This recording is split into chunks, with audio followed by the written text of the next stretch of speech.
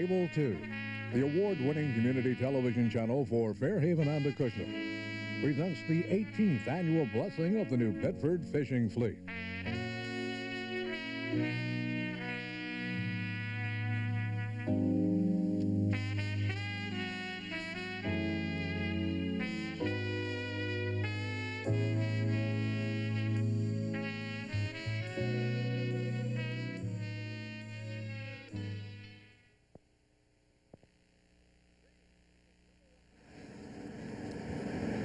Greetings from the #1 fishing port in the United States, New Bedford, Massachusetts. Hello, this is MLBaron, Program Director for Cable 2, Community Television for Fairhaven and Acushnet. Along with me on the decks of the United States Coast Guard cutter Eagle is Bill Brennan of WBSM and Barry Richards of WNBH, both fish reporters in the morning, and they bring you the results of the fish auction from Conway Street. And we will be bringing you the 18th annual blessing of the New Bedford fishing fleet on this edition of Fairhaven Acushnet Magazine.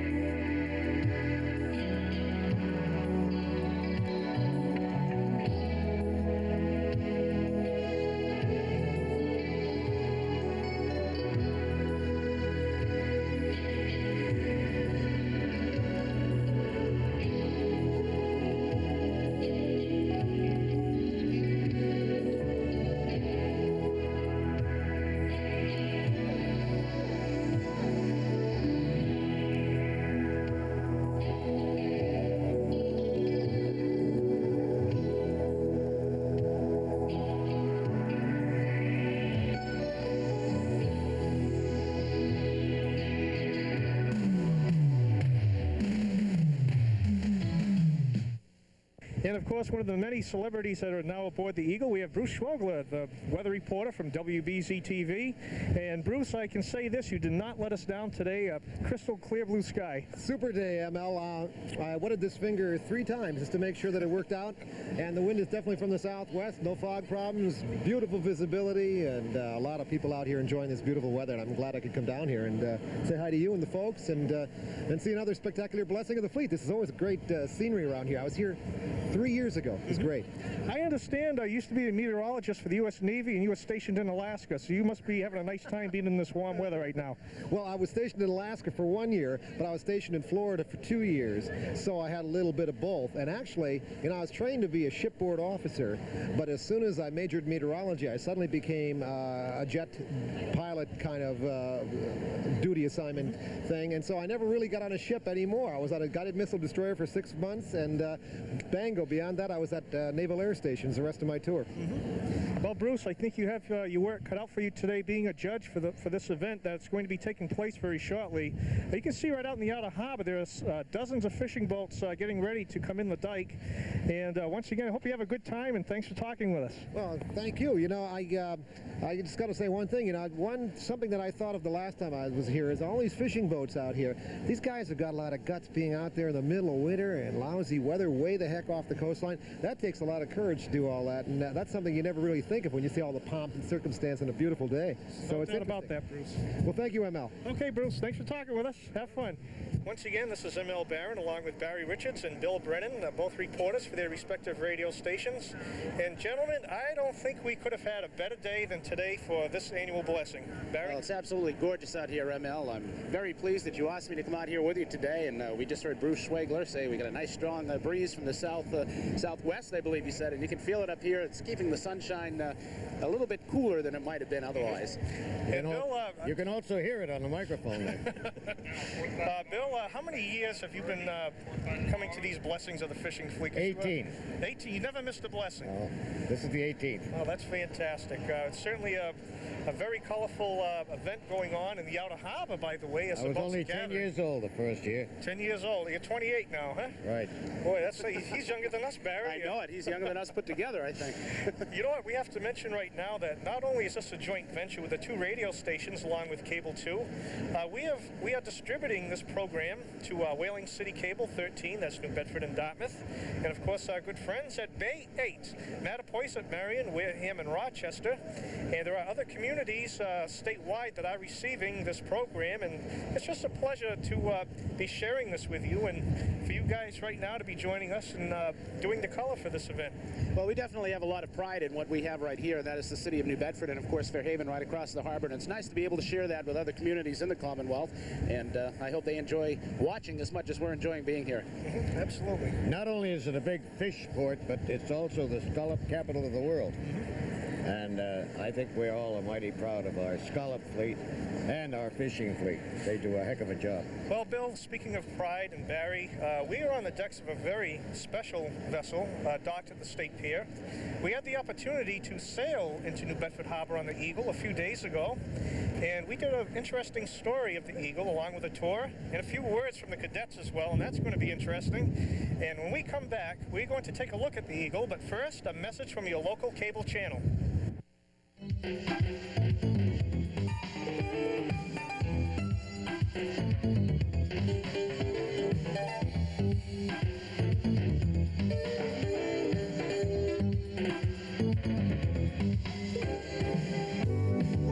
Cable 2 is proud to be bringing you the blessing of the #1 fishing fleet in the United States. Happy 200th birthday, New Bedford.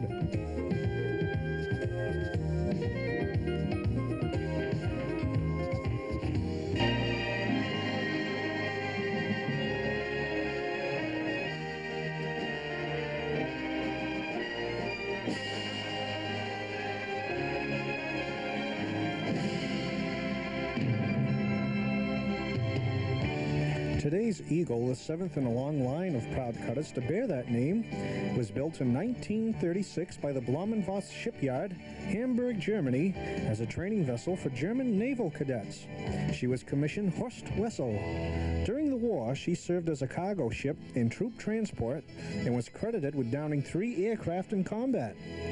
She was taken as a war prize in 1946, and a Coast Guard crew sailed her from Bremerhaven to New London, where she was commissioned the U.S. Coast Guard cutter Eagle.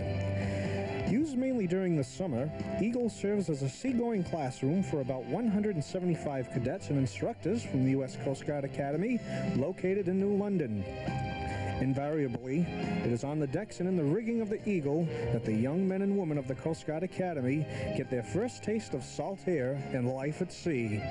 From this experience, they develop a respect for the wind and sea, which carry them throughout their lifetime.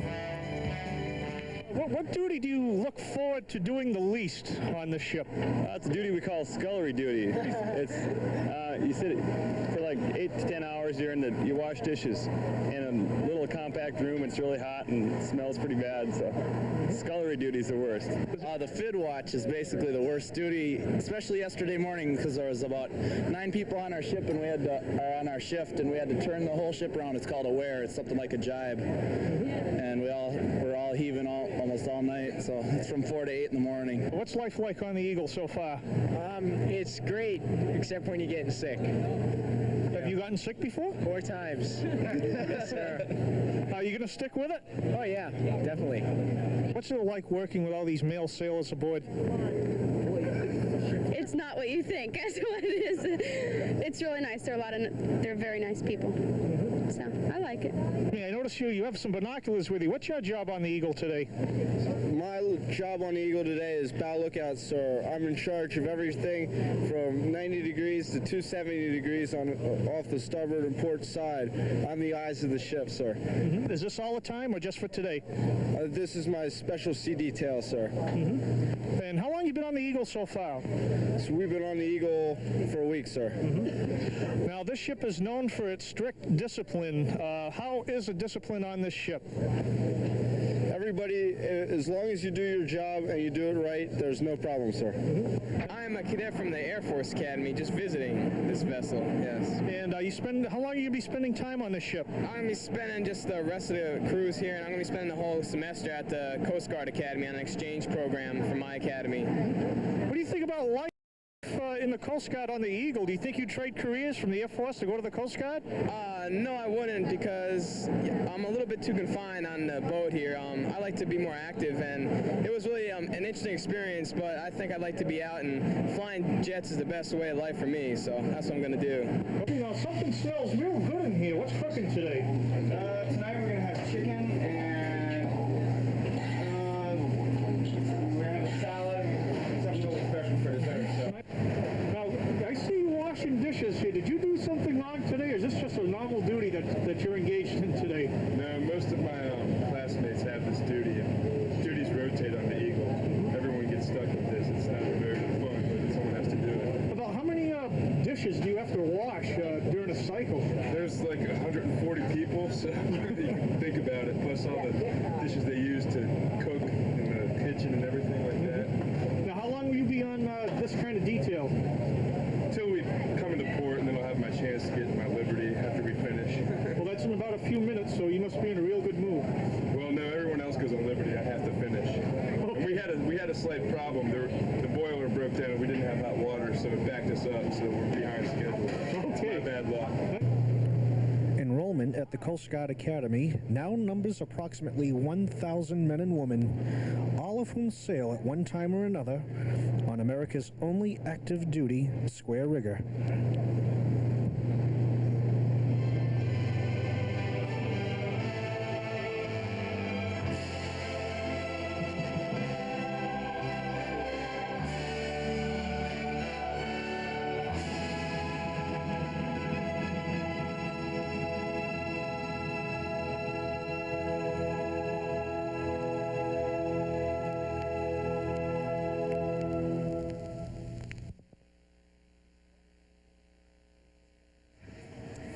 Well, we hope you were enjoying the show so far. Magnificent ship, as you saw, and a motivated crew on the Eagle, and a lot of us envy that. Sometimes we wish we had people working with us like that have good discipline and get the job done.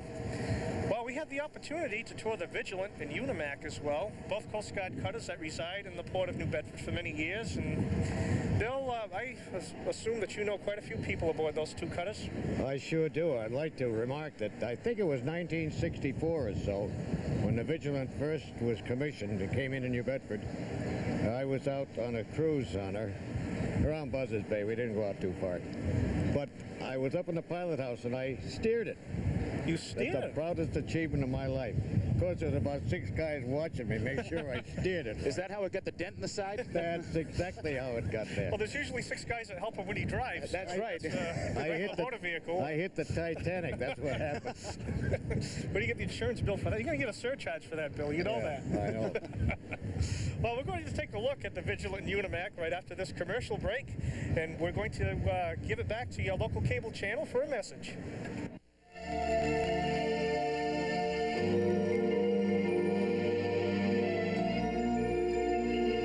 This program is being brought to you by the courtesy of Cable 2, community television for Fairhaven and Acushnet.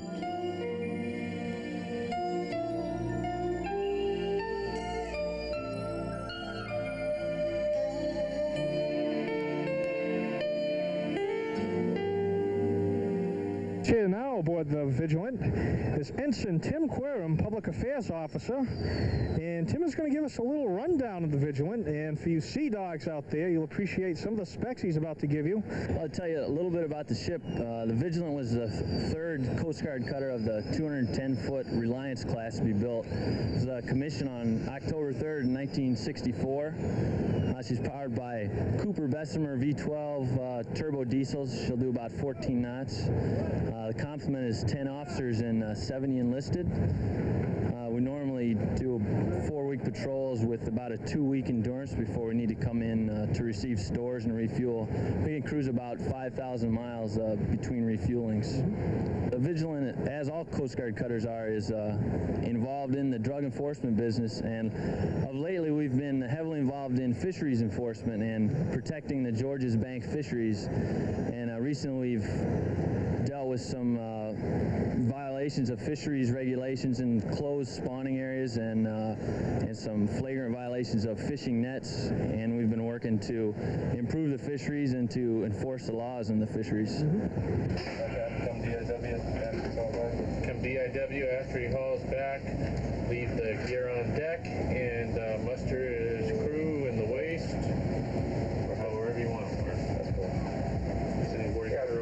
Cape May, Cutter Vigilant Skipper, we're going to be sending a boarding party over momentarily. After you haul back, Skipper, nice to get in the water. Left forward, right, my right is left 30 degrees. Very well. And on deck, and you're on deck.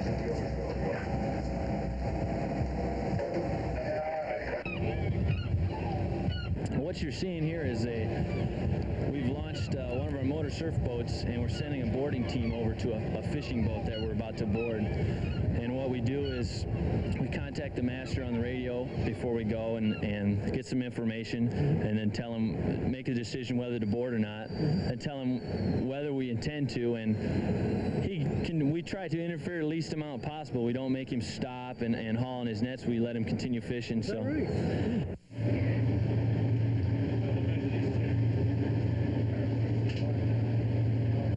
Along with the Vigilant, the U.S. Coast Guard cutter Unimac makes New Bedford its home port, with a crew of about 130 men, including 16 enlisted officers.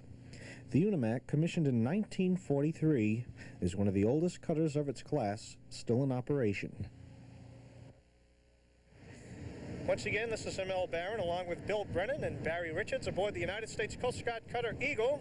And we can really see a lot of boats gathering, getting ready for the blessing of the fleet, which is going to be taking place very shortly. You know what? Unfortunately, Barry and Bill, we don't have the Ernestina officiating at this blessing of the fleet, and it's also Bedford's 200th anniversary. I'll never understand why it's not here. And well, that is very unfortunate. The Ernestina was to lead the parade today, the parade for the blessing, but unfortunately, the Ernestina, believe it or not, is out on the Midwest. Governor Dukakis, of course, running for the Democratic nomination for president. He's campaigning out in the Midwest, and he decided to bring the Ernestina with him. Now, how he got it out to the Midwest, I don't know. I think Bill Brennan could figure that one out. Bill must have. Went right across the desert. That's it. So it's out in the middle of Iowa or Michigan. Actually, it's in Michigan. It's in the middle of a cornfield out there. Oh boy! It is in Michigan, and it'll be there, I guess, right through the weekend. Well, that's rather unfortunate, but we have a surprise for everybody. We weren't going to let the show go by without taking a look at the Ernestina. Cable 2's cameras were out there, and we did a very interesting story with her under full sail in the harbor here. And let's take a look at the Ernestina right now. The FEM Morrissey, now called the Ernestina, has survived 3 long distinguished careers and is ready for a 4th. She has sailed under 4 flags and has carried fishermen, cod, haddock, explorers, scientists, Eskimos, polar bears, walrus, Navy men, oceanographers, Cape Verdean immigrants, and goods bound for Africa. The ship means something different to each of the groups to whom she appeals. She is perhaps the finest remaining example of a Gloucester fishing schooner, with her beautiful clipper bow and sturdy construction. She is remembered fondly in Canada as well as in Gloucester for her expeditions to the Arctic regions. Her skipper, Captain Bartlett, was awarded honors by the National Geographic Society and the Explorers Club. Bartlett's boys recall their growth to manhood aboard the Morrissey. The vessel also performed useful wartime service for the government during World War II. For the Cape Verdean community in the United States, she represents the living link with her homeland and sea heritage. She was probably the last commercial sailing ship to sail regularly across the Atlantic, and thereby evokes an era gone by for many.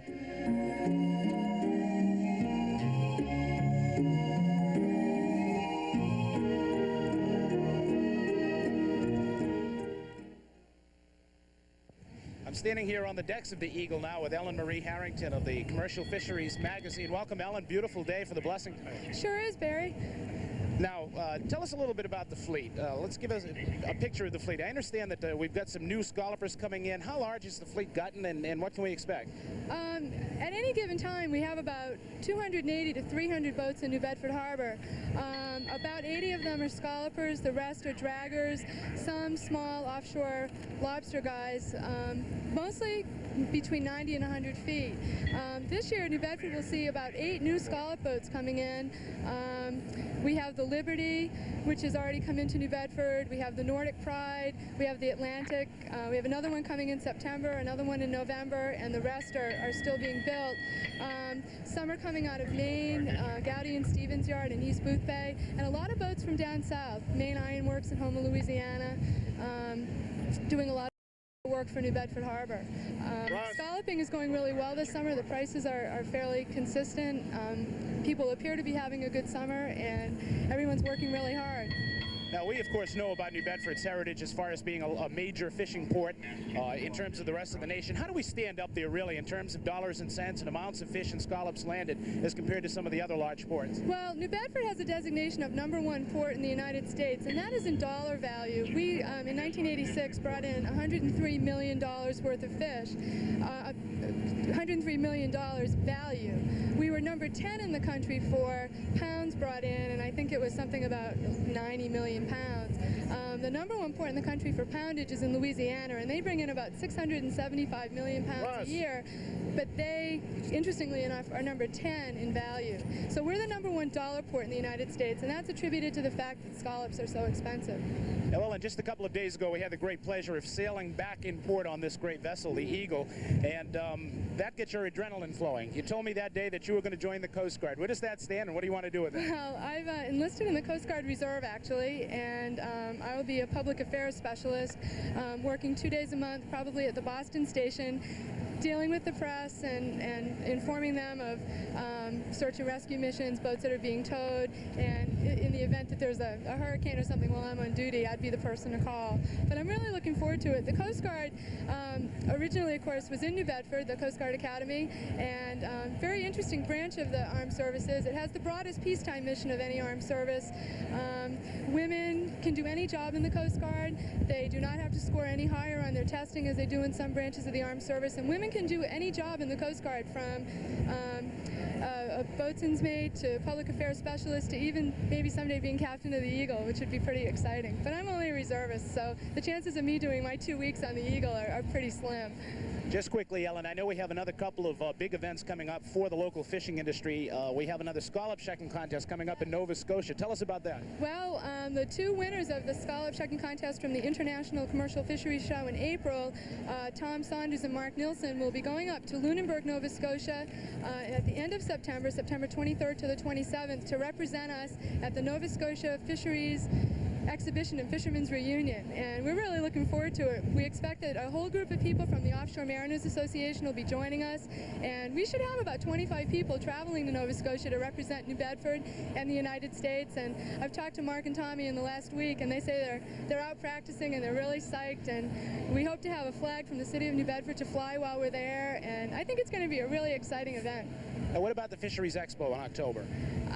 That will be out in Seattle. Fish Expo will be on the West Coast this year at the end of October, sponsored by National Fishermen, which is our competitor in New England, and it should be a boom show for them. The North Pacific fishery is doing really well, and they're pretty sold out for space, and they expect good attendance. So we're really excited about going out there, and Commercial Fisheries News will be attending as an exhibitor, and we just want to let you know that we're working really hard to cover New Bedford for the fishermen, and really pleased with how well things are going here. Thank you very much, Ellen. Good luck. Thank you very much, Barrett. Well, the band is certainly starting to play over here. We're very close to the band, by the way. Right on cue, huh? It's just fantastic. And I think it was a very interesting interview with Helen Harrington of the fisheries. That's outstanding. She's a very talented girl. Yeah, she's a remarkable woman, and she's very much looking forward to getting involved in the Coast Guard after the sail that we took the other day on the Eagle. You were there too. And, I was in all my glory. I had a good time. There goes the sloop Providence. Uh-huh. Okay, Bill, you got to put the mic to your mouth. Yeah, there's a lot of wind out here. Okay, well, believe it or not, guys, we have a reporter out at sea. Well, not that far out at sea, but around the Butler Flats Lighthouse. And we have Tracy Cooper aboard the fishing vessel Faro. That's F-A-R-O. And Bill, you're familiar with that vessel?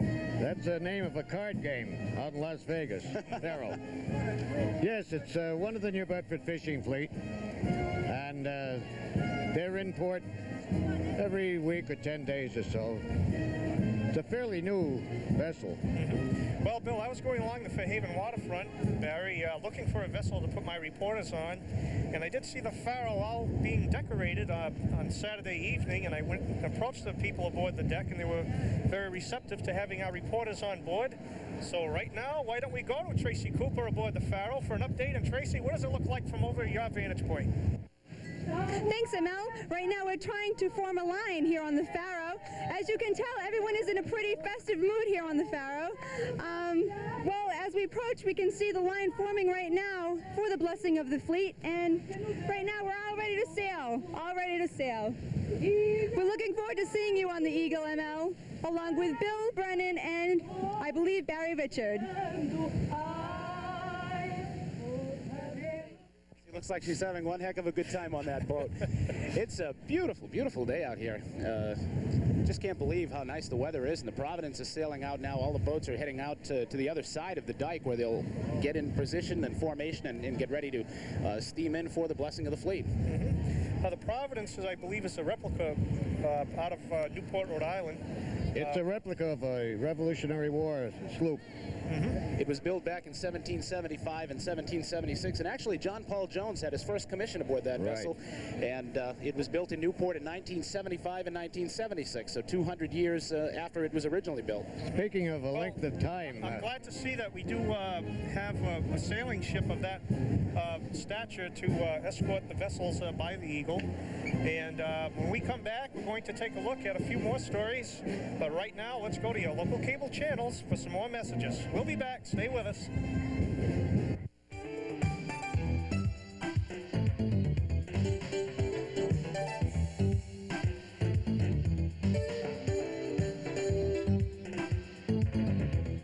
This program is being brought to you by Cable 2 Community Television for Fairhaven and Acushnet.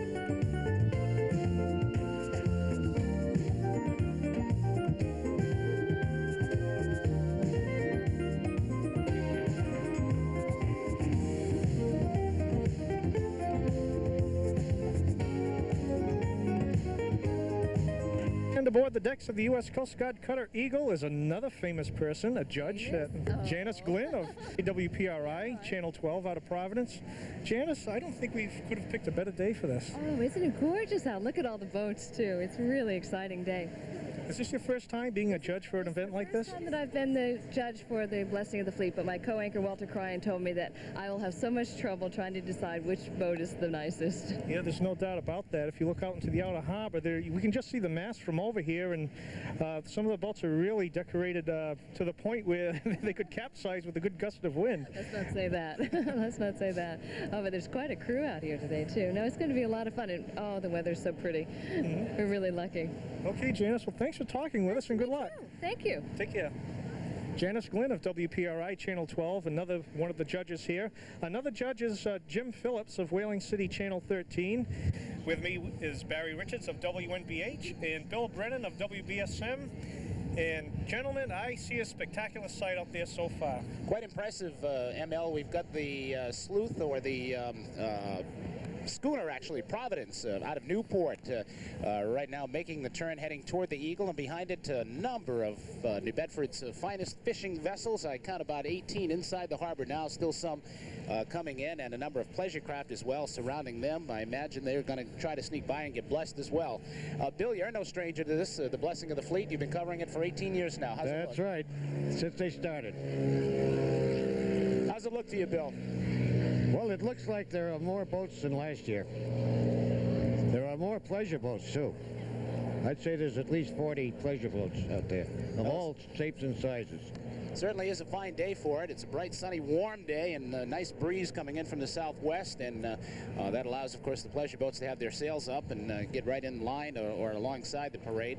I'd estimate to, well, maybe at least 30 or more small pleasure boats, wouldn't you, ML, on the other side of the parade? I definitely have to say that. Another thing to note, there are a lot of little sailing boats out there that are maneuvering around these huge fishing vessels.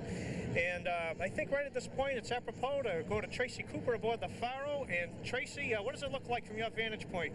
We have a great view of the Eagle. It certainly does seem to be the star of the show today. And with me right here by my side is a fisherman. And I just wanted to ask your name, please? Andrew Fredette. Andrew, hi. First of all, I want to ask you, how is the fisherman's life? Tell me all about it, the ups and including the downs.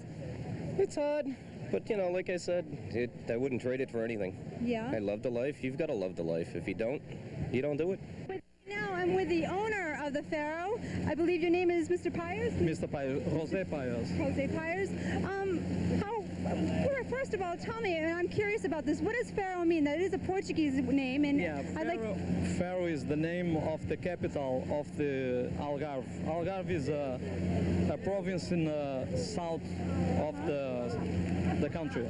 It's like Florida over here. Over there we call them Algarve. It's the south province, and the capital is Algarve. Yeah. I see. Okay, thank you very much. Thank you very much, Mr. Pyers. And right now, okay, you, come over here. Right over here. Right by your little babies right there. Okay, can I have your name, please? George Prender from Dartmouth. George, I believe you are the cook of the Faro, right? That's correct. And I want to tell you, ML, it's this guy's fault that if I'm not hungry at your barbecue tonight, because look at these beautiful babies. We have quite a few. Look at them. Is this my half right over here? That's Whatever all for me, like. right? Yeah, sure. We have some more down below, but do you? Right now we brought up okay, great. a couple £100, I guess, for everybody to enjoy. Oh wow, that's excellent. Tell me, what's the specialty here on the Faro? Well, we have from big stuff, lobsters to veal to duck. You have duck? You have duck on a boat? I don't even get duck at home, never mind. Well, you know, we work hard, so we have to eat good, and they enjoy it. Pork to beef, prime rib, you name it, we got it. Tell me the truth, do you like your cooking? Do they like it? They seem to gain weight. Does that tell you something? That tells me a lot. It tells me a lot. Hopefully I won't do the same, though. Well, you can tell. But, okay, thank you very much. You're very welcome. Now back to you, ML, along with Bill Brennan and Barry Richard, back on the Eagle. Have a good time, you guys. Okay, Tracy, thank you. We'll be back to you later on, and right now I believe we have the Point Bonita coming by the Eagle, Barry. Yes, we do, and all of the men aboard, men and women, we should say, aboard the Coast Guard cutter Point Bonita at attention as they come by the bark Eagle. And, of course, that vessel is the first to be blessed in this blessing of the fleet on a bright, sunny Sunday afternoon. Directly behind that is the Providence, the schooner out of Newport, Rhode Island, and as we mentioned, that was the ship that was the first war command of John Paul Jones, constructed in 1775 originally. This, of course, is a replica of it, and that was built 200 years later in 1975, and it's docked in Providence. Certainly a proud-looking vessel. When I see this vessel, I recall the HMS Rolls that used to be in port. That was a replica as well, but from the same era of time. And a very sleek-looking vessel. She has very curious colors about her, and I think Bill wants to be on that boat right now, the way he's looking at it. I'd love to have it. Well, this boat, the Eagle, of course, not a boat, a ship, is heading off to Australia after it leaves here. In about 2 weeks, it'll be heading out to Australia to take part in the bicentennial in Australia. And Bill mentioned to me a little bit earlier that he'd like to be heading down that way because it's almost springtime in Australia. What do you think, Bill? You're going to oh, that'd be great. Stow away? Spring is on the way in Australia. Hey, Bill, how do they say good day in Australian? How do they say it? Good day? How do they go? Like? How do I know? Maybe they I come from Fairhaven. Maybe they could bring back some Vegemite. I hear that's a real hot item down there. Well, we have a little pleasure craft coming close to us here, and that I understood was going to be a no-no. I understood that vessels would not be allowed to get. That's actually a fishing boat. It's a fish. That's a lobster boat. That's a lobster boat. Yeah. Okay. And they do indeed work hard. Right now we have the Genesis coming by the beach here. Well, the Genesis is here, and it wants everyone to know it's here. Sounding the horn, loaded with people as they go by, everyone waving. Look at the spread of food on board the Genesis. You know what? If I'm looking Making close, me hungry. I believe there are 2 roast pigs on the deck, believe it or not. Can we get a sandwich? That's a very extravagant meal they're having aboard there. And Here's another lobster boat. Susan and Donna. Susan and Donna. The Sao Pedro is now coming by, that one of New Bedford's draggers, making its way by it, too loaded with people, as are most of these commercial fishing craft that are coming by us today. Very proud-looking family. Bill blessing the fleet with his microphone here. Pope Bill. Those mics work very well for that. They look like the kind of things you bless things with. You know what I have to mention about these fishing boats? I was talking to Ellen Harrington a few days ago, and she said to ask a trivia question to our viewers out there. What is the difference between an eastern rig and a western rig vessel? And I wonder how many people out there know the difference right now. Do you know? I know. Figure it out. Bill knows. Do you know? I certainly do. I hope so. Maybe later on in the show we'll mention what the difference is, because I'm sure there's a lot of discussion going on right now at home. Right now we have the Lady Laura coming by, bright red with a white wheelhouse. Lots of people on board, as most of the vessels do. They've got some flower arrangements on the front. One looks like a star, another one a big anchor, and they too have a nice little buffet lunch on the back of the vessel. A little hibachi out there. That looks good, Bill. Do you think we can leap over and make it from here? I doubt it. You know, Bill and I have been doing this for a while, and we still have yet to have a doggy bag thrown up to the decks over here, so we just have to watch and observe. We're on camera. Not only are we're being taped. Not only are we on Channel 2 and the other cable stations, but the Lady Laura, the crew of the Lady Laura, filming us as they go by. I guess we're on what they call a domestic ENG. Okay, what does that mean for those non-technical? That's called a home VCR electronic news gathering unit. Incidentally, okay. A little history. This training ship, Eagle, was a latecomer compared to the Coast Guard. Their training academy was in New Bedford to start with. Is that right? It was originally on Fish Island, which is over by the Fairhaven Bridge. Yeah, that's true, Bill. And the original training ship was the Dobbin. Coast Guard cut a Dobbin. How far back? 111 years ago. 1878 about it. I don't know what it is. Bill was just a small boy then. But I know it's 111 years. He had a paper route then, I understand. Yeah. No, Bill only looks older than most rocks. Actually, he's... Well, you know what? Another thing to note, Bill, about the Eagle, that right now there are 91 cadets aboard. They're noted as 4th class, which means that they will be graduating in the class of 1991. So they actually get off of this vessel on Monday, tomorrow night, and they'll be going to school on shore. Interesting note about this vessel, too, to take it back further in history. This vessel was actually a German naval training ship, and it was settled. We got it in the settlement with Germany after World War II, and it is the sister ship of the tall ship Sagres from Portugal, which quite often comes to New Bedford. Barry, it's interesting that you mentioned that as the Nevs is going by. We do have some cutaway shots of the Sagres that we are showing right now, so people can really see the likeness of the Eagle. And this film, I believe, was shot maybe 2 years ago when the Sagres came into port. So there is a certain likeness in both vessels. They are indeed sister ships in every way. Both very beautiful ships, and we're proud to have the Eagle here, and we have had it here in the past, and the Sagres has been here before in the past, and both vessels, very beautiful vessels. This boat, of course, a ship, 295 feet long. The Eagle is 22,000 square feet of sails. That's phenomenal. On this vessel. I want to know, maybe you know the answer to this, one of you gentlemen, how long that American flag is that drapes over the... I'd say by looking at it right here that flag must be approximately 15 feet in length and maybe 8 feet tall. I think I'm being very conservative in that estimation. It's 13 by 50. Well, that was close. 13 stripes and 50 stars. Okay. Leave it to Bill for the good color that we're getting here. Wow. The Blue Seas 2 is coming within extremely feet. Close. Too close. I think her rigging is indeed threatened on the Eagle. As a structure, I think we do see a rope being pulled back, so the Blue Seas 2 does not scrape the Eagle.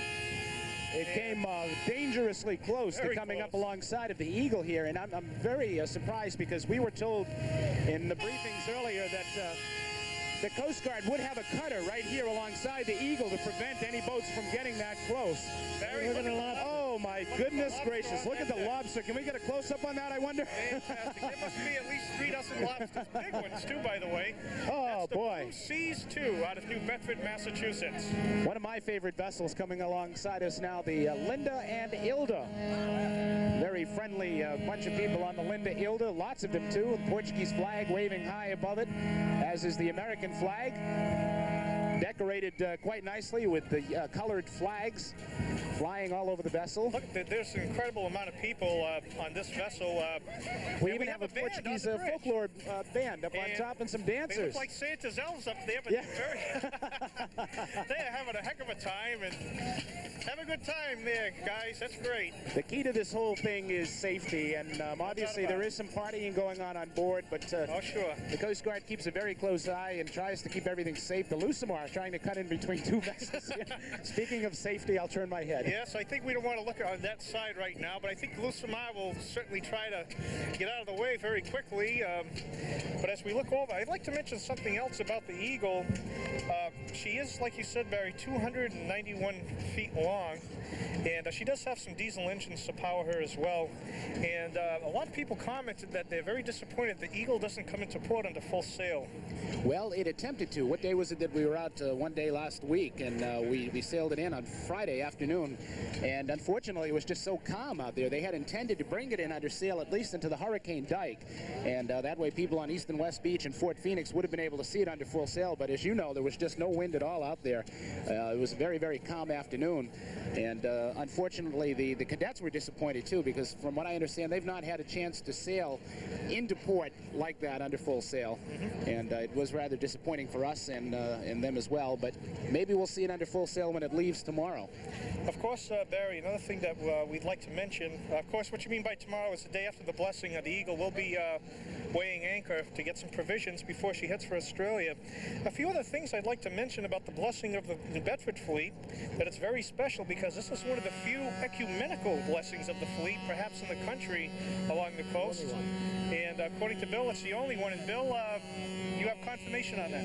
Yes, I do. Has this been certified? It's been certified. Documented? Documented. Okay. Okay, that is the official word from Bill, and I'd like to mention, well, right now, why don't we take a look at the Virginia Sands, and we do have information on the clergy that is officiating at this event. Okay, once again, we're on camera here. The crew, the people on board. We're camera shy. That's right. Do that. I see 1, 2, 3 portable cameras, home video cameras, aiming at us. Let's smile for the camera, folks. Do we get royalties for that? I don't know, but this boat is rather nicely, handsomely dressed with the red and green flowered pom-poms almost all over it, balloons all over the rear end. Now, Bill, correct me. What's the terminology for the rear end of a fishing boat? Stern. The stern. Okay. That's why they call it a stern trawler. Right. We have glad you're with us. Between the difference between Eastern and Western. And they cook the food with sterno. Okay. Oh, Bill, I'll tell you. You know what I'd like to mention right now during the lull here, that the Reverend C.L. Newbert of the Seamen's Bethel and Reverend Manuel Ferreira of the Immaculate Conception, the very Reverend Constantine Bevis of the Greek Orthodox Church, and we have Rabbi Bruce Hartman all officiating at this event. And as you know, Barry, at the press conference, we were told that the Most Reverend Constantine Bevis has never missed a blessing in 18 years. That's right. He hasn't. And Bill, you probably know a little bit about Reverend Bevis. Father Bevis is the pastor of the Greek Orthodox Church, St. George's Greek Orthodox Church, in the city of New Bedford. On the corner of Coxo and Ashley Boulevard, I believe. And both you and he have been here for 18 years, haven't missed a year. We have been here for 18 years. Excellent. You couldn't ask for a better day for this ML. A beautiful, beautiful view today over the harbor of New Bedford and, of course, Fairhaven. We're facing Fairhaven Center and the town of Fairhaven, the high school off in the back, and the beautiful town buildings in the downtown area. It's a gorgeous day. You can see outside the harbor just a little bit through the Hurricane Dike. Visibility is beautiful, and lots of boats taking part in this 18th annual Blessing of the Fleet. And I'm going to let you tackle this name, or maybe Bill might want to tackle this name. Bill knows Polish, so we can read this very well. Name of that boat, Bill. Senora Paula Viajem. All right, very good. I understand that means Lady of something or other. Lady of Good Voyage, I believe. Lady of Good Voyage. I think that's a the very nice name of Portuguese origin. Once again, the they don't have any food on board, though. No, I think Bill and I snuck on deck last night and took it all. Boy, I'm full. I don't know about you, Bill. They probably just got in. Didn't have time. Now, this name on this vessel, Bill, Calypso, the boat's been around for a while, but it looks as though it's been fixed up quite a bit. It's a bright, clean paint job, unless they...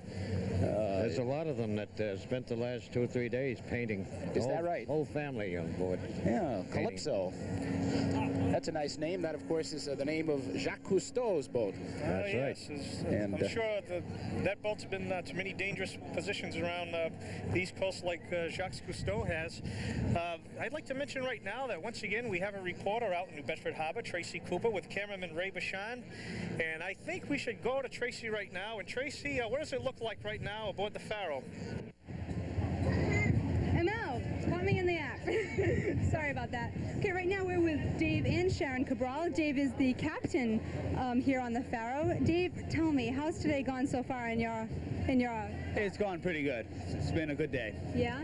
Yeah, wasn't it a little crammed, getting a little crammed there for a while, I'd say, didn't it? I mean, boats were coming pretty close. But everybody's trying just to get in and get it out of the way. Right, right. How about you, Sharon? How is it to be the captain's wife? Oh, it's a whole lot of fun. We're having a real good time. Did you ever, steer the boat for him or do any of his little duties? Well, I do little things. I've been out fishing with him before. Have you? Yeah, I enjoy it. Okay, thanks a lot, Dave and Sharon. Back to you, ML, along with Bill Brennan and Barry Richard upon the Eagle. You guys have a good time. See you later.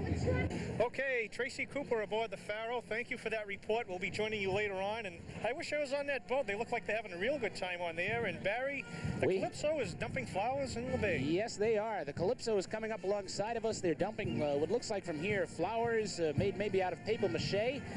All festive colors, ML. We've got pink ones. We've got all different types of red ones and blue ones and yellow ones and green ones falling in the water. And that as they pass the reviewing stand, maybe get an extra couple of boats on that. It looks like the top of a giant cake, doesn't it? It certainly does. You actually want to dip your finger into it and taste it. It's so colorful.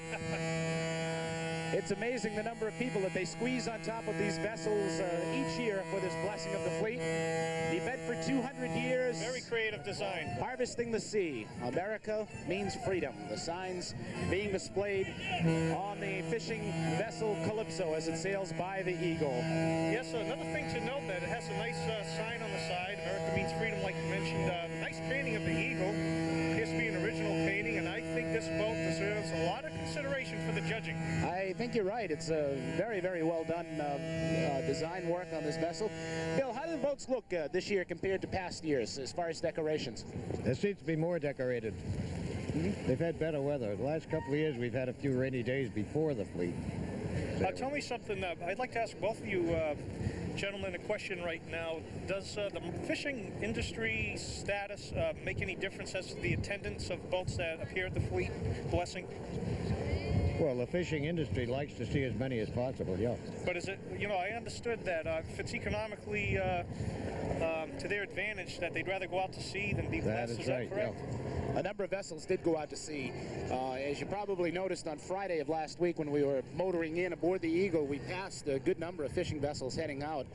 And the weather's good, and we're coming close to fall, and I guess a lot of bitter memories of last winter. They want to get out there and get those catches in before the weather starts to change for the rotten. But still quite a good number in. I had been told as many as 100 vessels would pass through for reviewing today. That includes obviously pleasure craft as well as fishing vessels, but quite a large number of fishing boats are still pouring in from the hurricane dike out there. Yeah, they certainly are, Barry. And, once again, what? I find it very pleasing to see the old wooden eastern riggers. Of course, that's where the wheelhouse is in the back of the vessel. And I think that's the last of a romantic era of very nice-looking fishing boats. Yes, indeed. And we have Irene and Maria. Irene Maria pulling up alongside the reviewing stand on the Eagle right now. And also decorated very nicely. We have flags. It looks as though various types of marine flags up and down the rope in the front of the vessel. American and Portuguese flags on top. Balloons tied to the vessel. And lots lots of friendly people waving at us as they go by. And once again, we have food in the back there that's all covered with tinfoil. Yes. I guess they don't want us to start drilling over it, Bill. Oh, that looks great, doesn't it? Fine Portuguese cuisine selling by us. Maybe we'll get invited to ride on one of the boats afterwards. You know, once again, Barry and Bill, I was very flabbergasted to see that they had 2 roast pigs on one boat, and that's certainly going to be a very extravagant meal later on. Certainly will be. I understand. I don't know which vessel it is, but I was told on Friday morning that the owner of one of the vessels actually went out and spent $2,000 just on liquor for this afternoon's festivities. And where is he? Let's go. We'll smell it out when it comes by, I'm sure. My director just said he knows what boat we're all going to be on later on after the show. I thought we were going to a cookout at your house. That's right. Oh, okay. Just wanted to check and make sure the invitation still held. Kind of a lull right now. We're waiting for several of the other vessels to make the turn to the stern, I guess, the stern side of the Eagle. They're kind of turning around and coming around in front of us. Yeah, you know what I noticed, Barry? We still have, I think we're not even halfway through here with the kind of vessels that we have. I do believe we have the Faro, in sight as we look over towards Fairhaven. And, yes, I think we do. I think we can get another update from Tracy Cooper, who's really getting the sunburn out there with our cameraman, Ray Bashan. And Tracy, why don't you give us an update from the Faro?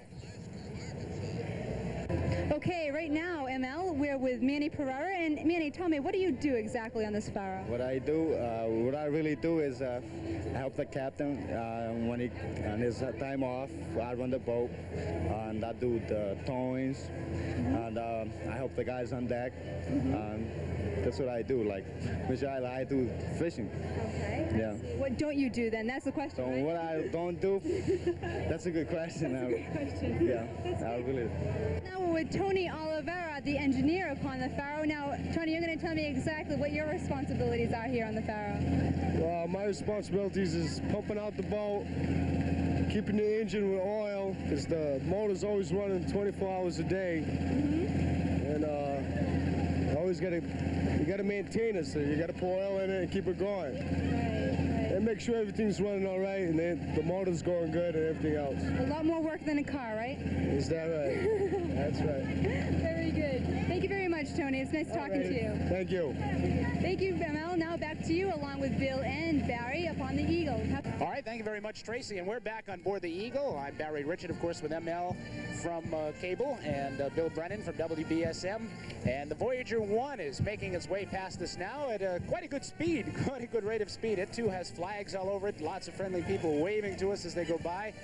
The band strikes up a song as the Voyager approaches and goes past the reviewing stand. More food on the back of this vessel. A very colorful vessel indeed, a rather unconventional color, Barry and Bill. Appears to be a peach color with green trim. Right away, the Coast Guard going out to, well, it's maneuvering around over there. I don't know if it's trying to get the they have their Voyager work 1 cut in out for line. them today. You know, they want to make sure there are no accidents today, and I have to give them a lot of credit. So far, everything is really moving smoothly because, of course, they're very organized. We got a good taste of what the Coast Guard is like being on the Eagle for a few hours. Sure. And all kidding aside, there are a lot of parties going on these boats, and one of the major concerns is drinking and driving these boats afterwards. If you do indeed drive a boat, I don't know the terminology, but operating the vessel after you've been drinking. And I know in past years there have been problems with vessel operators slamming into the reviewing stand after having a few too many. And that was the reason for having such a beefed-up Coast Guard presence right near the Eagle today. They were concerned about that.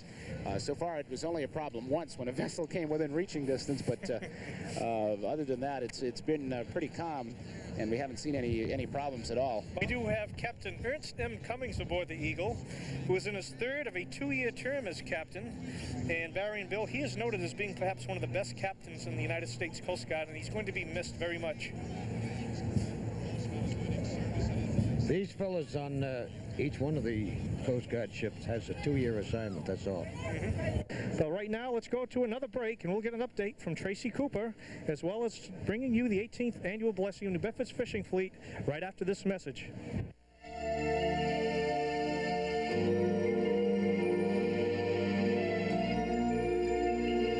This program is being brought brought to you by the courtesy of Cable 2, community television for Fairhaven and Acushnet.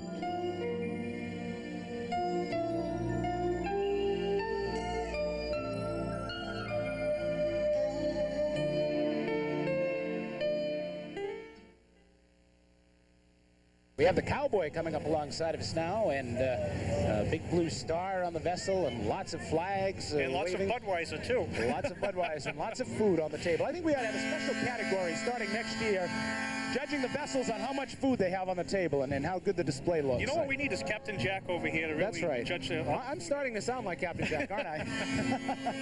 I thought that was in California now. What is that? Cowboy. Oh, the Cowboy. They made a special trip, Bill. Yeah. If you notice, we have the Poseidon coming at us right now on camera.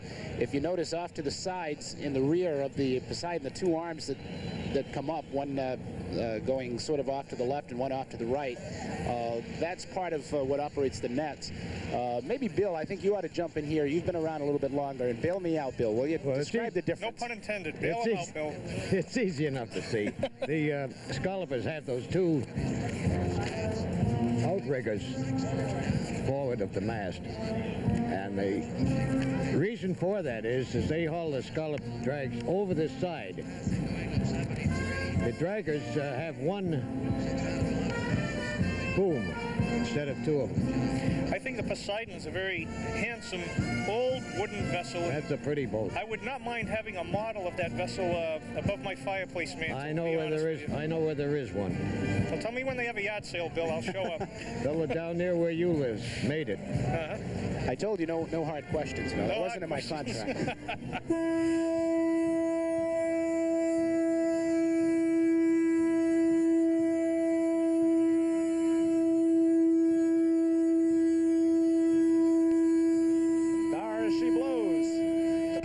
Guest color man with us for just a moment, the mayor of the city of New Bedford, the Honorable John K. Bullard, standing here with us on the Eagle. Mr. Mayor, what do you think of all of this today? Well, this is a very important day for New Bedford every year, and it's nice to see it. If you want to understand New Bedford, come down to the docks and you'll understand what New Bedford's all about. We're a seaport. We always have been a seaport. And while we tend to think that it's men and ships that are the power, anyone who's been to sea understands that their power is much greater than man, and that's what the blessing of the fleet is all about. And we're the #1 port in the country. You see certainly a good representation of our fleet here, and I hope anyone out there listening takes a few moments, comes down and take a look at this. It's really what the city of New Bedford is all about. Mr. Mayor, we have the Lady of Grace sailing by us or approaching us right now. Maybe you can give us a blow-by-blow. The camera's on it right now. Give us a description of what you're seeing. Well, the Lady of Grace is one that's very well decorated. She's flying, as many of the fishing boats are this year, both an American and Portuguese flag. She's got not only flags, but paper decorations. The best part I like looking about these vessels is when they go by and you look down into their decks and see the feasts laid out. These people eat well, don't they, Bill? We're with you. Almost as good as TV people, huh, Bill? Radio. Mr. Mayor, thank you very much for joining us and helping us out this afternoon. Thank you, Barry. Good luck, John. You know what's something, Barry? He did such a good job. I understand you'll be leaving WNBH to go to Vermont. I think I'm going to give Mayor Bullard a call next year to help us out with the blessing. Well, maybe we can get the mayor to do the waterfront report on WNBH in the mornings. There's an opening, and and you have a kitty cat to give away too. Yes, we ought to mention that right now because you are leaving shortly. Yes, Friday is my last day at WNBH. I'll be packing up and heading north to Vermont, of all places to go in the fall and winter time. You'll be doing moose reports instead of fish reports. That's right. Yes. That's right. So Larry Oliveira will be at least filling in temporarily on the waterfront, so you can listen to him on WNBH in the mornings for all the landings and prices from the waterfront. Well, the Lady of Grace certainly is a very hard boat to try to compete against for decoration. A very meticulous design. That is beautiful. Everything and more than what the mayor described. So we see a little bit closer. It says, God help the New Bedford fleet and increase the fishing resources. Written on the side of the vessel in what looks like little papier-mâché flowers. And lots of flags and lots of people, and again, lots of food. I see turkey and chicken galore on that vessel. And Bill, I think if you notice, there's a lot of very pretty women aboard. Do you think they're fishermen? What Fisherwomen. Fisherwomen. I'd rather eat that with the women. I'm too old for that. One of the vessels on the other side of the harbor has just released a number of balloons, red, white, and blue balloons over Fairhaven High School. I don't know. Very spectacular sight. There are probably hundreds of those balloons going over Fairhaven High School right now, as well as the Lady of Grace just released a cluster of balloons as well. Much to the annoyment of the seagulls. Well, I'm looking for Ben, Little Joe, and Horse, because here comes Bonanza. Ah, yes, Bonanza. That's a very cute little boat. From this vantage point, she appears to be displaying the Portuguese flag as well. I think the band should be playing Yes, We Have No Bonanzas. I've never heard of a fishing boat described as cute before. Well, Well, actually, that's named after a bus line. Aha. Is that what it is, Bill? Is it really? Well, we learned something new. He's smiling. Oh, boy. Can we believe this man or what? I don't know. I have to say that this boat is indeed potentially on a collision course with the Eagle, and she has hit. She has indeed struck the United States Coast Guard cutter Eagle rather hard. She is bouncing away, and there is no doubt in my mind that the Eagle will have some kind of superficial damage to the outside of her beautiful white hull.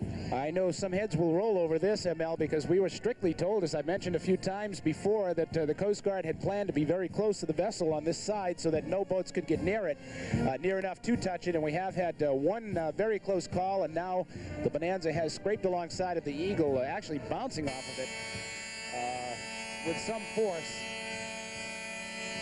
Something to note, Barry, I do notice that the Bonanza has some rubber apparatus on the side of her valve, on the side of her port starboard side here.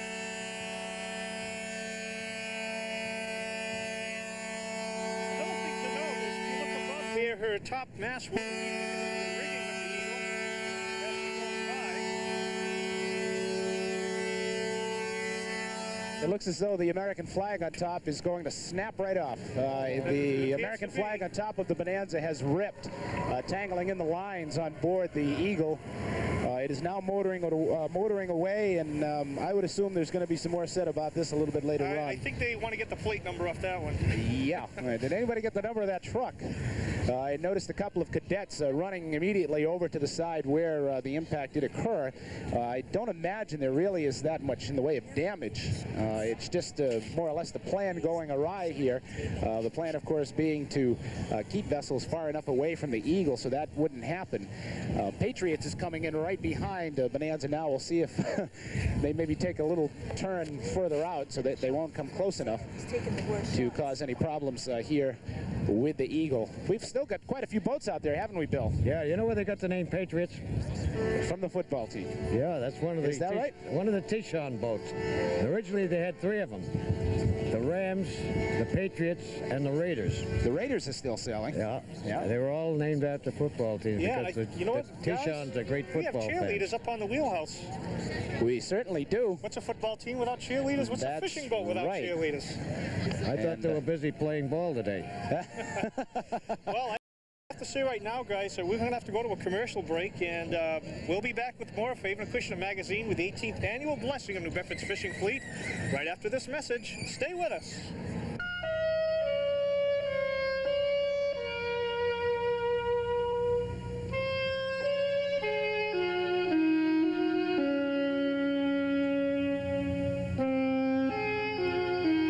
If you would like to help save West Island, then join today by sending your donation to Save West Island, Box 757, Fairhaven, Massachusetts, 02719. Annual membership dues are $10, and you will receive a membership card, button, and bumper sticker. Help save West Island today.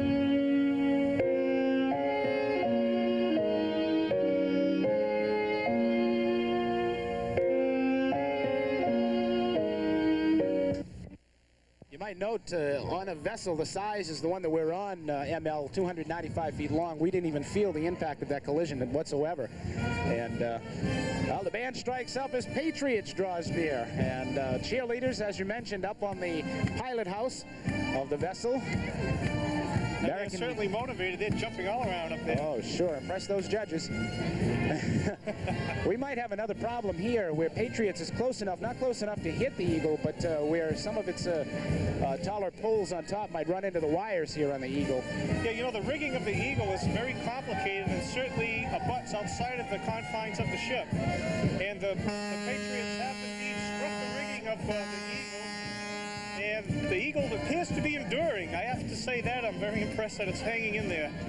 Well, the only damage that we've been able to see was to the other vessel, Bonanza, when it had its American flag ripped as it passed through the rigging on the Eagle. But we're hearing the New Bedford High School marching band theme song, the football theme song on New Bedford, as the Patriots with a Patriot helmet and AFC champion Super Bowl pennant on the side. True fans, there's no doubt about it. That's right. Captain Lorenko throwing streamers over the sides as it passes the reviewing stand. And she is cautiously going by the Eagle and certainly being careful as she goes by. And I guess we don't have to worry about the Captain Lorenko causing any damage to the Eagle. No, passing far enough out so as not to be a problem at all to this beautiful Eagle.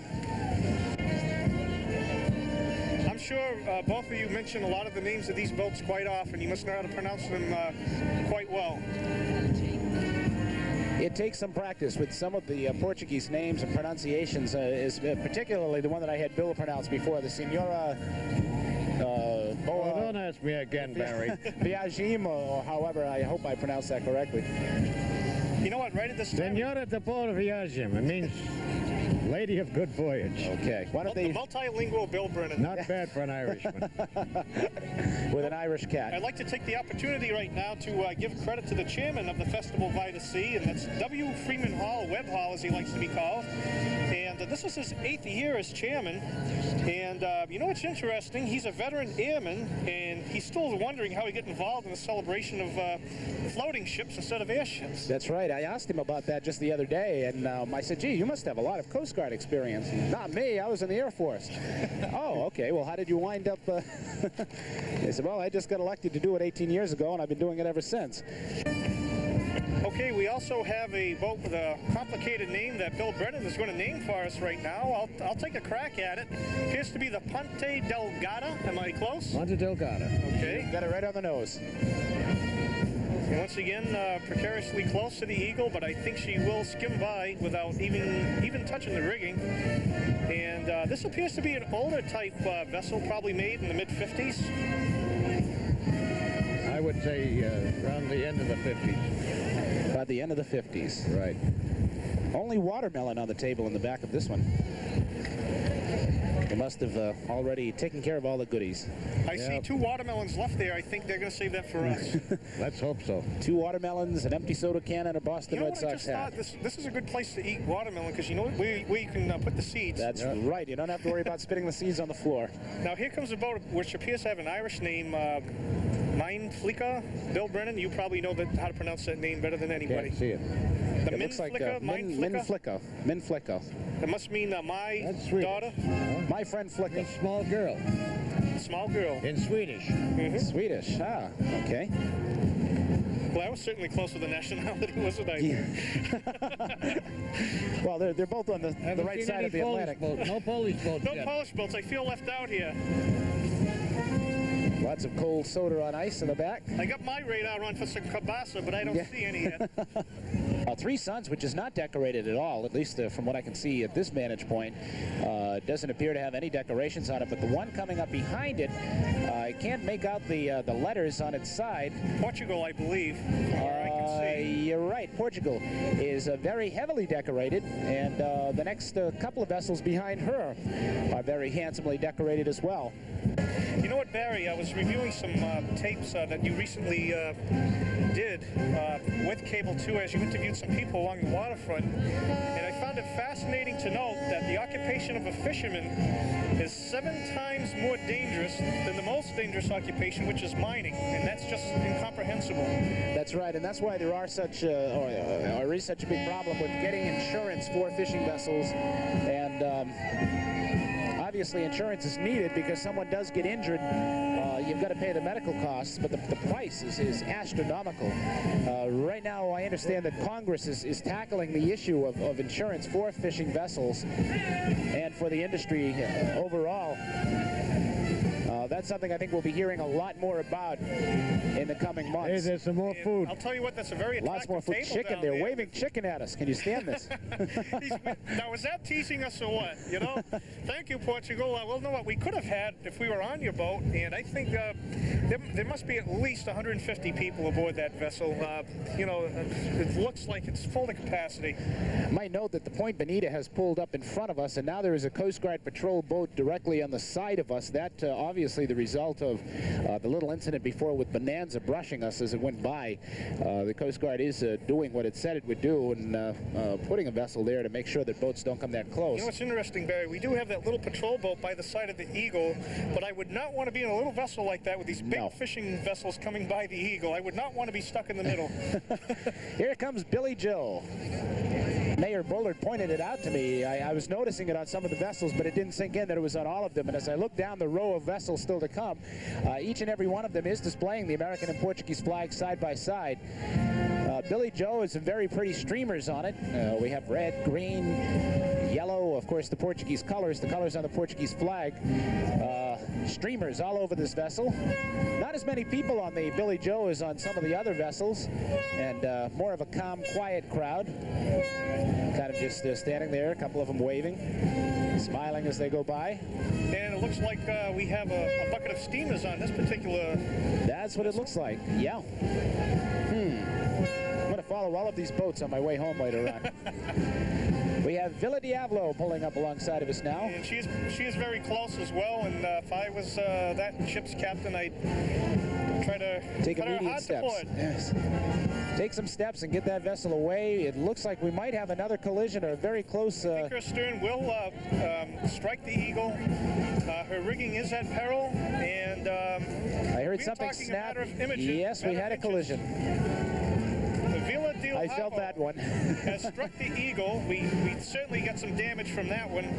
It is dragging right alongside of the vessel, ML. It's not pulling out at all. The stern end is dragging.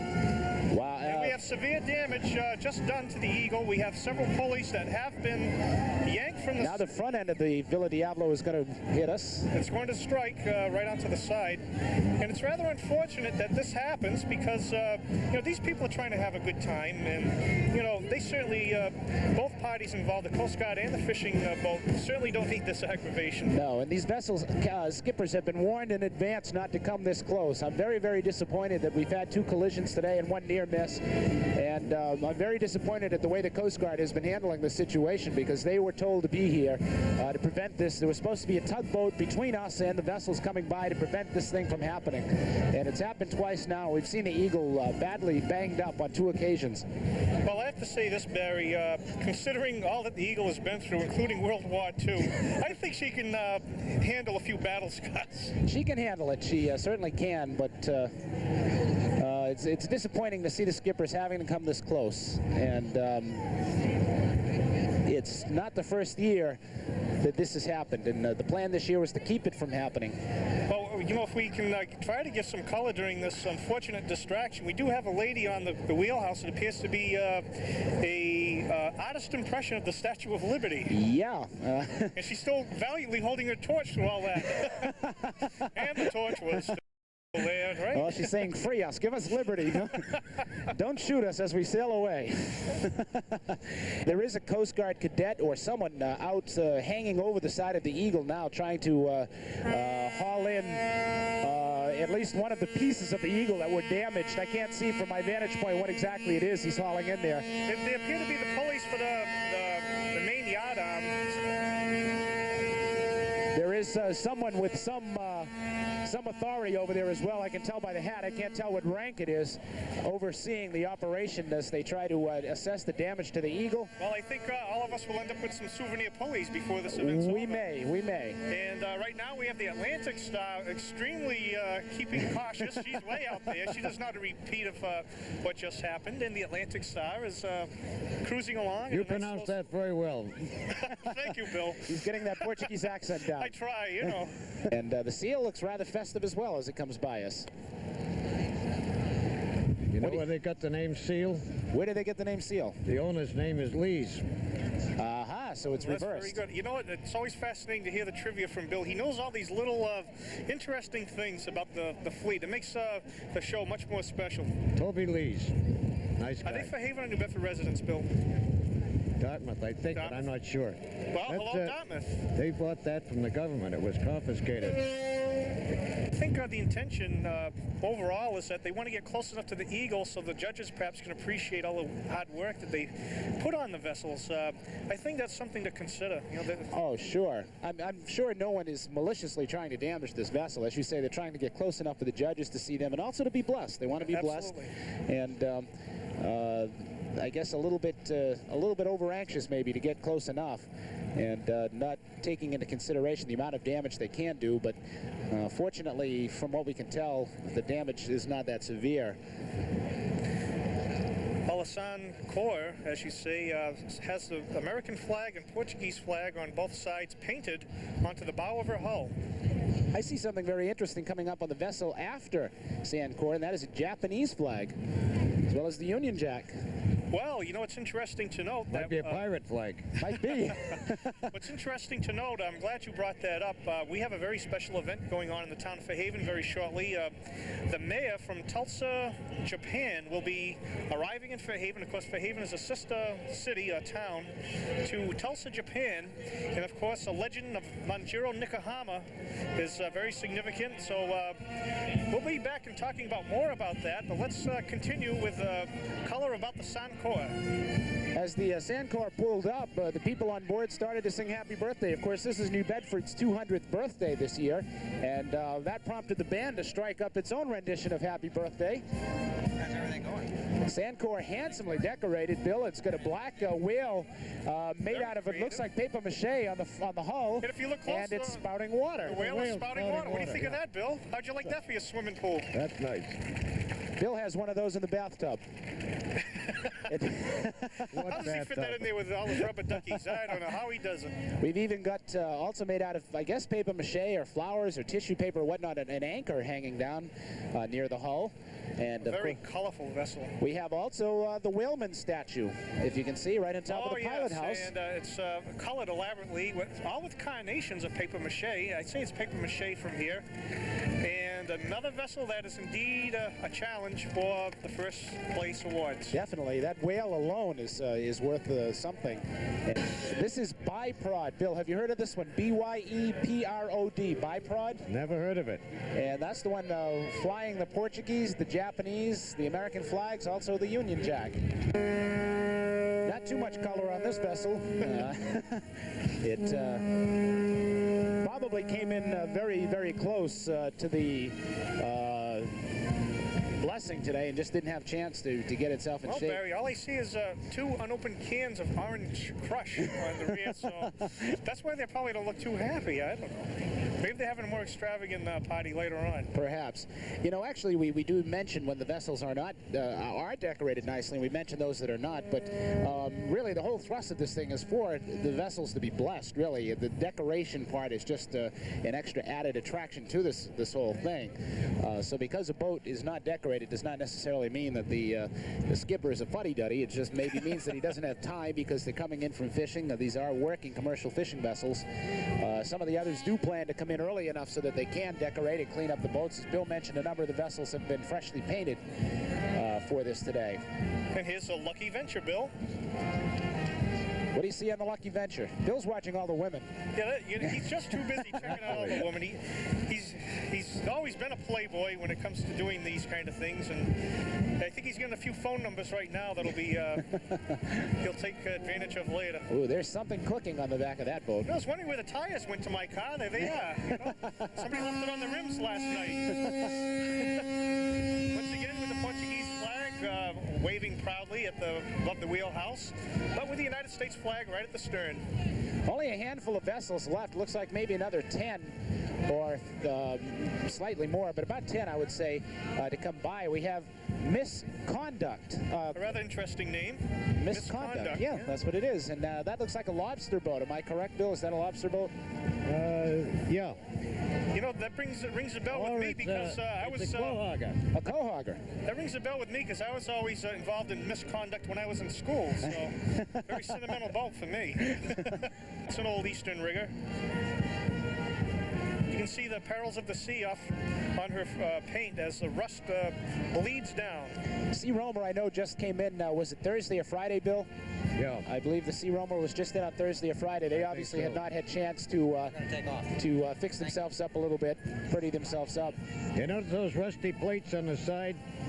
Yeah. That's where they pull the scallop drags up. Aha. Okay. Let's pick it up, Bill. We have, once again, another vessel with a Portuguese flag. And Luso-American too. Yep. And that of obviously a Portuguese name. And there she goes. Luso-American 2. Sailing by. Portuguese and American flag sailing side by side. It's a fairly new boat. Pilgrim Maid. This is the Pilgrim Maid. And she is rumbling along. She got tossed about a little bit as the waves from the larger boats went by. And we have probably the captain's wife on the deck getting a little sun, Barry. Yeah. That might win a prize. Nicely decorated there. Yeah, we have Pilgrim Maid. You know what I'm noticing? The lady on the deck appears to be one of the employees from Cablevision. She handles the billing, and that's Gloria Power. So the Power family is aboard this boat, and I'm sure they'll be very excited to see this on TV. And Gloria is waving away. Her son owns the boat, I believe, and all the Power family is aboard, and they're waving to the Eagle. And they're asking where my wife is. She's home preparing for the barbecue, so... Aha, good woman. Very dedicated. Yes, good woman. We have... I hope that's where she is anyway. Do you know where your wife is? The Lusamar. And our little Coast Guard vessel... Beluga. Beluga, out of Dartmouth. That's named after a whale. Is it really? There's a beluga whale is a small white whale. It almost looks like a dolphin. It's got a very blunt snout. So very apropos, the boat is white and it's little, so good name for it. I'm learning a lot today. Thank you for inviting me out here. But you're not taking notes. You have to review the tape later. That's it. Because when you go to Vermont, you know, you're going to want to tell people all this trivia. That's right, yeah. See, I'll come across as a real know-it-all. I understand that the city of Burlington and the city of New Bedford are working to form a sister city relationship. Well, that's been long overdue because they certainly have a lot in common. You'll louse that up for them. Yeah, Barry will be the liaison for us. That's it. And we have the Lusamar with a sign on the side that says, God bless all fishermen, and we certainly agree. And all the families are aboard. Another one says, God bless USA. Made out of little carnations. Lots of people on board, and oops, somebody's trying to steal that boat. Listen to the burglar alarm. I think something in the microwave's ready. Yeah. That's what it is. Lusamar. Iberia 2 is sailing by us now, or steaming by us, actually. That's the second boat. The first one that he had burned. It was only about a year old, and it burned at sea. Is that right? Were there any injuries, Bill? No. Well, that's good to know. We And just had a seaplane fly. he was back home in Spain at the time, the owner. His name is Emilio. And he's the only Spaniard owner in the whole fleet. Is that right? Not Spanish Puerto Rican flag. or Mexican, he's a real Spaniard. We see a Spanish flag That's flying on Spanish the flag? starboard side. That's flying. That's what they call a Spanish flag. We have the Spanish, the American, and the Portuguese flags. Iberia was the original name of Spain. Okay, and we have the Faro coming by finally, the Eagle, and we do see our cameraman. who is on the wheelhouse, along with Tracy Cooper, ace reporter. She's wearing her captain's hat. But Tracy's got a nice little sunburn being out there today. She certainly does, and cameraman Ray Bashan probably wearing his Cable 2 hat. He's getting some good shots of the Eagle, and it's just there he fantastic. is, right in the center of the pilot house, dressed in blue. Look at that, he's so blue steady, he hat. doesn't even need a tripod. That's a good cameraman. He's the gentleman with the blue hat and the blue shirt, jeans, and the camera in his hand. And then Tracy's waving with her captain's hat on as she goes by. And we have Tracy right there. She's trying to find us, and she looks very nautical. She's waving to us now, and hi, Ray, how you doing? They appear to be having a real good time aboard the boat, and a nicely decorated vessel as well, and we hope they get some recognition. Yeah, maybe Tracy can steal us a couple of those sandwiches off the back when she gets off. Well, she brought some hefty bags with her. She's going to fill it up for us. Very good. What do you think I'm getting the food for the barbecue? Well, Tracy's got a good advantage. She's sailing facing the sun, so she's getting a nice little sunburn out there on board. You know, Tracy has been an intern with Cable 2 for maybe 2 years. She's perhaps one of the most talented interns I've had in quite a while. She has a lot of creativity, and she likes the business. And I think we're going to be seeing a lot of Tracy. And Ray Bashan is a new employee of Cable 2. He will be playing back programs. So that's what Cable 2 is all about. We have a lot of dedicated people that want to contribute, and they get some experience in exchange. Intern means that you don't have to pay them a lot and they get no vacation time, right? That's right. Okay. Maybe a can of Orange Crush once in a while. Well, I just got a report from our director. There is a tremendous amount of food, and we can confirm that. Look at the people on board the Michelle and Nancy. There has to be 200 people on board that vessel. And they're all singing. I don't think that's the Iranian flag. I don't think it is. I don't think so either. You know what? I'd like to be a Alka-Seltzer salesman at the piers tonight. I'd make a bundle. Michelle and Nancy, I can't make out what it is they're singing, but the entire group of people on board is singing a song. Maybe something from Whitney Houston. Maybe, yeah. Michael Jackson's latest and we have Motley a cute Crue. little name here called the Skunticut. Obviously out of Fairhaven. That's a rather unique looking rigging on that, isn't it, Bill? That's all wooden. Yeah, that's a smaller boat. That's Oriental style, is it not? The rigging on there, or am I washed? No, that's a jury rig. A jury rig, okay. Helps them in the wind. It doesn't really give them any power, but it does help them in the Gives them a little boost. steering. We could use one of those once in a while, huh, Bill? Yes. Boy, I'll tell you, that wind is really howling now out of the south, and it feels darn good. Standing up here on top of the Eagle. Very impressive sight, very impressive day. Couldn't have asked for a better day for this. Well, it's fantastic. You know, the sea breeze is probably kicking in by now, being a hot August day. And, you know, Barry, it's usually after the blessing of the fleet that the summer sneaks by like a bullet. That's very true, because this is the last big event now until the Eisteddfod Folk Festival concert at SMU. Hope everyone's enjoying the 18th annual blessing of New Bedford's fishing fleet. And once again, let us know how you like the show. Just get in touch with us at Cable 2, P.O. Box D10, Fairhaven, Massachusetts. That Santa Queen is named after Santa Claus' wife. Okay, Bill. Okay, Bill.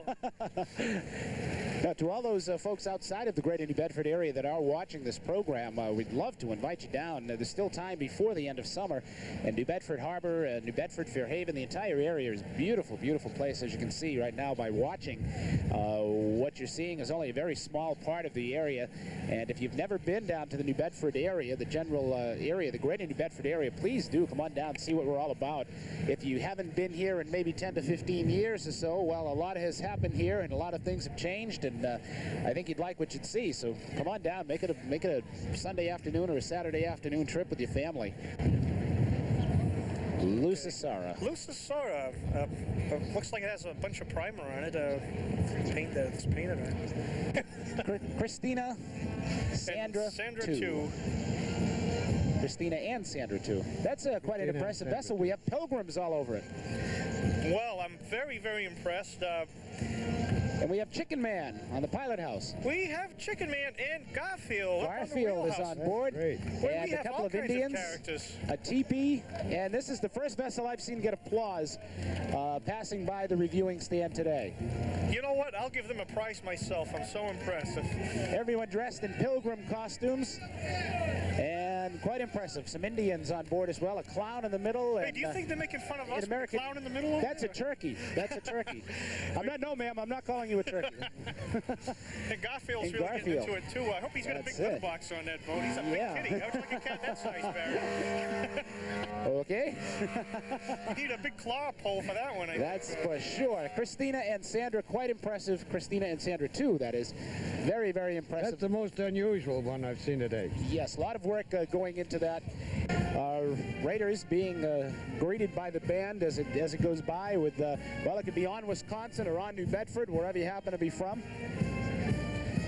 That's the song used by New Bedford High School. Well, Barry, I can see that we have perhaps maybe 6 boats at the most to be blessed, and the conclusion of the annual blessing of the fleet is almost over for 1987. Captain Mano, and that's been with the fleet for quite a while. And coming up right alongside of us now, that vessel too has not been decorated for this blessing of the fleet. Many of the skippers, as we mentioned, are mainly interested in just having their vessel and their family and their crew members blessed as they go by, and are not so concerned with the competitions for decorations. The band strikes up a tune as Edgartown draws near. Streamers flowing over the side. And the Paul and Michelle, nicely colored vessel with many family members aboard. What color do you call that? Robin's egg blue? I don't know. I'm close. Maybe turquoise. Sea green. Navigante is the one making all the noise, ML, as it pulls up alongside of us, right behind Paul and Michelle. And Navigante has a big sign saying, "God bless the men of the sea." Yes, indeed. And certainly we agree.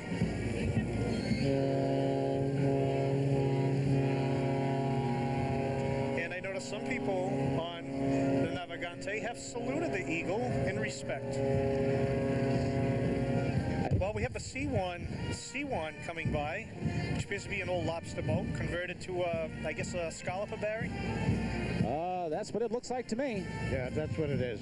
And that indeed was the last fishing vessel to come by the Eagle. Well, we all just witnessed a very special event in the city of New Bedford, the 18th annual blessing of New Bedford's fishing fleet. And it's New Bedford's bicentennial. The Eagle was here, and we hope you enjoyed this edition of Favorite Acushnet Magazine. And Barry, I understand this is one of your last days at WNBH, a real dedicated employee. And what's going to be happening to Barry Richards? Well, Barry's heading up north. I'm heading to Burlington, Vermont. My company has a couple of radio stations in Burlington, and I will be working for them. And this is probably my last big, exciting assignment here in New Bedford. And what better assignment? There is none. To be right out on the ocean. Of course, Vermont is the only New England state that's landlocked, and there is no ocean up there. So this is fantastic. I appreciate very much you're asking me to be here today. I enjoyed it, and maybe I'll be back again next year. I hope so, Barry. It was a pleasure hosting with you. You did an outstanding job. Of course, your knowledge of the local fishing industry helped out quite a bit. And of course, the codfather himself, Bill Brennan, once again doing a good job. This is our 4th year together, Bill, doing the blessing of the fleet. Barry, we'll miss you, and good luck to you. Thank you very much, But Bill. you do have Lake Champlain up there. That's right, and we'll be doing some freshwater fishing, Which is almost as big as Buzzards Bay. That's it. Oh, that's true. great. We'll count the moose in the morning, Bill. We'll have moose reports up there instead of fish reports. Well, I'd like to thank you, Bill, and Barry once again. Well, there's a lot of other people that we'd like to thank that helped make this program possible. Of course, the entire Cable 2 crew, a crew of 14, by the way, were all volunteers and interns learning the business of television, and I think they all did an outstanding job, and they all deserve a very special salute. I'd like to start off with my assistant director, Mike Belair, in the Cable 2 van, our camera operators, Roz Vieira and Bob Chase, and they both have done an outstanding job. Our reporter, Tracy Cooper, our out on the Faro with Ray Bashan, and of course Carol Wilkinson, another intern, monitoring exactly how an operation like this takes place. I'm sure she learned quite a bit, especially the hundreds of maybe thousands of feet of cable we had to lay out on the decks of the Eagle to make this all possible. So we hope all the cable stations out there enjoyed this show, and we'd like to share another edition of Haven Acushnet Magazine with you one of these days when it's appropriate to do so. So for everyone here, this is MLBaron. You have yourself a real good final few days of the summer of '87. Good night. Good night, everyone.